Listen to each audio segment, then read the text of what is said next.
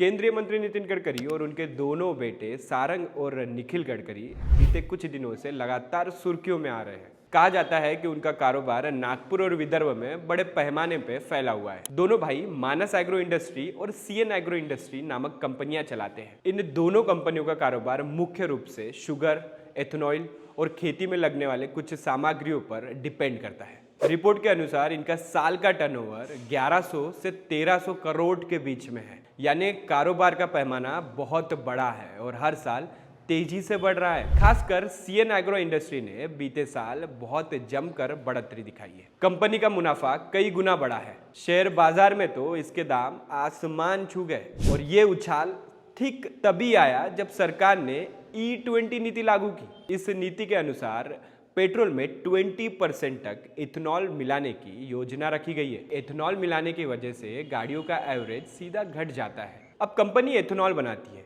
इसीलिए लोगों ने सीधा सवाल उठाया है कि कहीं इसका फायदा सीधा गडकरी परिवार को तो नहीं है। लेकिन कुछ फैक्ट्स की माने तो सवाल सीधा टर्नओवर पर आता है, क्योंकि नितिन गडकरी जी ने खुद कहा था कि उनके बेटों का कारोबार का टर्नओवर लगभग 1100 करोड़ है और कुछ रिपोर्ट्स में इसे 1300 करोड़ तक भी बताया गया। अब सीएन एग्रो के मुनाफे की बात करें तो बिजनेस रिपोर्ट के अनुसार 2024-2025 में इस कंपनी का मुनाफा कहीं गुना बढ़ा है। शेयर्स ने तो 1000% से ज्यादा रिटर्न्स दिया है। अब कहानी बस यहीं पर खत्म नहीं होती। एक सवाल उठा था स्कैनिया बस विवाद। अब ये स्कैनिया बस विवाद क्या है, ये मैं आपको विस्तार में समझाता हूँ। एक स्वीडिश कंपनी है जो स्कैनिया की एक लग्जरी बस बनाती है।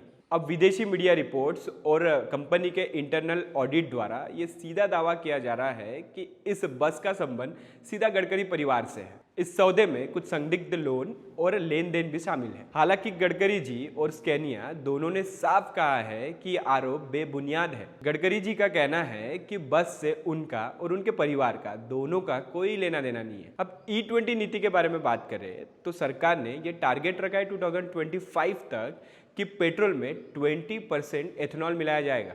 अब क्योंकि गडकरी पुत्र कंपनियां एथेनॉल बनाती है तो एक्सपर्ट ने सीधा सवाल उठाया है कि इसका लाभ सिर्फ गडकरी के पुत्रों को ही होता है, लेकिन इसके कोई सबूत नहीं है, ये केवल आशंका है। अब ये पूरे मामले का कंक्लूजन देखा जाए तो कारोबार के सक्सेस के पीछे मेहनत और सही डिसीजन ये भी हो सकता है, लेकिन पर्सनल बेनिफिट्स और पुराने विवाद बार बार कई सवाल खड़े करते हैं। अब सच क्या है और झूठ क्या है, ये ट्रांसपेरेंट इन्वेस्टिगेशन और आधिकारिक आंकड़े ही बता सकते हैं। अब इस विषय पर आपकी क्या राय है, हमें कमेंट सेक्शन पर जरूर बताएं और ऐसे इन्फॉर्मेटिव वीडियोस के लिए मेरे साथ बने रहे, यानी अमन शेख के साथ ओनली ऑन हे बाबा।